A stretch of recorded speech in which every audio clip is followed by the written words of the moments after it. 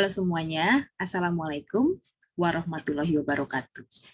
Ini ada video untuk mata kuliah komputer untuk anak usia dini yang dilaksanakan pada minggu kelima. Nah, di minggu kelima ini kita akan memulai proyek baru. Minggu lalu kalian sudah melakukan satu proyek sederhana, yaitu membuat poster digital. Nah, di minggu ini kalian pada akhir proyek akan membuat yang namanya infografik. Tapi lagi-lagi jangan khawatir, kita akan melakukannya setahap demi setahap, tidak akan langsung saya minta kalian membuat proyeknya. Nah, topik di proyek kedua ini adalah sumber belajar digital untuk anak usia dini. Dan nanti kalian akan membuat review atau kurasi atau evaluasi terhadap sumber belajar digital yang saat ini banyak tersedia di internet atau di mobile phone, bisa diakses melalui mobile phone atau melalui laptop ya. Oke ya, hari ini kita akan membahas tentang sumber belajar digital itu apa saja, lalu jenis-jenisnya apa, bagaimana kita bisa mengkurasinya, dan proses kurasinya seperti apa. Oke, mari kita lanjutkan. Nah, pertama kita akan bahas tentang sumber belajar digital. Apa saja sih yang bisa dimasukkan ke dalam sumber belajar digital, dan sebagai calon guru nanti kalian juga perlu tahu dari mana bisa mendapatkan sumber belajar digital. Nah, kalau kalian senang bereksplorasi di internet, mungkin juga pernah melihat berbagai jenis sumber belajar digital. Kalau kita menjadi guru, kita bisa melakukan dua hal terkait sumber belajar digital ini. Yang pertama, kita bisa mengkurasi artinya mengevaluasi, melihat, mencari, memilih sumber belajar digital mana yang kira-kira cocok untuk anak usia dini atau untuk siswa kita, gitu ya. Jadi kita membuat evaluasinya, sumber belajar digital yang mana yang kira-kira sesuai dengan perkembangan anak usia dini, dengan kebutuhannya, dengan materi di PAUD, dengan tingkat kognitifnya, tingkat kemampuan berbahasa, dan lain-lain. Ya. Nah, di sini kurasi dibutuhkan sebelum guru menggunakan sumber belajar digital itu untuk kegiatan pembelajaran. Nah, selain mengkurasi, kita juga sebagai calon guru atau nanti kalau sudah jadi guru bisa mengkreasi sumber belajar digital, artinya membuat sendiri, bukan menggunakan yang sudah ada, tetapi merancang, mendesain sendiri sumber belajar digital. Tentunya ada kelebihan dan kekurangannya antara kurasi dengan kreasi. Kalau kurasi, artinya kita nggak usah bikin sendiri, tidak perlu memiliki kemampuan teknologi atau skill teknologi yang tinggi, kemudian mungkin bisa menghemat waktu ya, karena tinggal menggunakan, tapi harus jeli untuk memilih mana sumber belajar yang cocok untuk anak usia dini. Sementara kalau yang mengkreasi tentunya perlu waktu, perlu skill yang lebih untuk membuat dan lain-lain, tapi karena kita buat sendiri untuk keperluan murid kita sendiri, kemungkinan besar akan lebih cocok untuk kebutuhan anak usia dini. Gitu. Jadi itu kelebihan antara kurasi dengan kreasi. Kalau saran saya mungkin pertama kali kita kurasi dulu. Kalau dianggap tidak menemukan yang pas setelah mengkurasi, barulah kita mengkreasi atau mencari sendiri. Nah, pada proyek kali ini, kalian akan belajar mengkurasi sumber belajar digital yang sudah ada. Jadi belum akan bikin kreasi nanti di proyek selanjutnya. Oke? Mari kita lanjutkan. Nah, apa sih yang bisa kita kurasi, terus jenis-jenis sumber belajar digital seperti apa yang bisa kita akses untuk kegiatan pembelajaran anak usia dini. Kita bisa mengakses video misalnya. Saya rasa kalian tentu tahu ya, sudah banyak video yang bisa kita akses untuk atau anak-anak usia dini akses untuk mereka bermain atau belajar. Saya akan share screen dulu sebentar. Oke. Nah, beberapa contoh tentunya kalian sudah tahu ya, ada banyak channel-channel atau kanal-kanal di YouTube yang bisa kita gunakan untuk belajar anak usia dini. Nah, ini adalah salah satu kanal playlist sumber belajar berbentuk video untuk anak usia dini, dan ini dibuat oleh mahasiswa PG PAUD UPI Kampus Purwakarta. Nanti kalian bisa akses linknya, saya sudah sediakan di bagian bawah video ini, di teks di bawah video ini. Jadi kalau kita akses, ini nanti kalian bisa lihat bahwa sebagai mahasiswa, kalian pun bisa membuat sumber belajar dalam bentuk reading aloud video seperti ini, gitu ya. Nah, ini salah satu contohnya.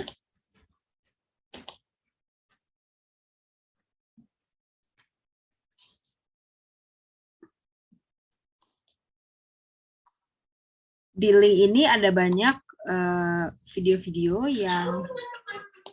yang dibuat oleh mahasiswa dan mereka semuanya membuat read aloud video. Jadi ada cerita, ada dongeng diceritakan oleh mahasiswa. Nah, ini salah satu sumber belajar digital berupa video. Ada apa lagi ya? Mari kita lihat. Selain video, kita juga bisa melihat beberapa website. Ada banyak juga website, tapi kalau untuk anak Indonesia sepertinya lebih banyak website yang berbahasa Inggris. Cuman nanti kalian coba bisa mencari ya website-website yang berbahasa Indonesia. Ada sih website seperti anakbertanya.com. Nah, itu juga website Indonesia yang bisa dipakai oleh anak-anak Indonesia. Cuman mungkin kalau untuk anak usia dini agak-agak kurang pas. Nah, saya akan memperlihatkan beberapa website berbahasa Inggris yang mungkin bisa digunakan untuk anak usia dini. Lagi-lagi nanti kalau perlu linknya, saya punya linknya di bawah video ini ya. Nah, ini ada beberapa website yang bisa kalian gunakan untuk belajar anak usia dini. Ini seperti main games. Kita coba seperti ini, dia loading.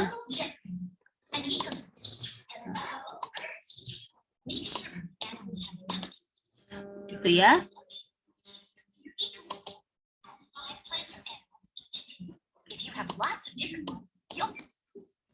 Ini tinggal klik and drag begitu. Terus nanti ada ada instruksinya. Oke. Nah, ini di sini anak-anak bisa belajarnya banyak ya. Dia bisa memperkaya pengetahuan bahasa Inggrisnya, dia juga bisa mengetahui ekosistem, dia bisa main-main dengan klik and drag. Jadi ada skill kognitif, ada skill bahasa gitu ya, dan ada pembelajaran lainnya. Kalian nanti bisa coba-coba lihat juga, ini ada Peg and Cat.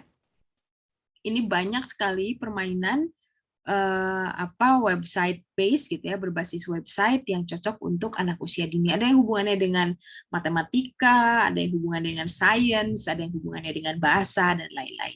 Ini nanti link-linknya sudah saya sediakan di LMS kita. Nah, itu tadi yang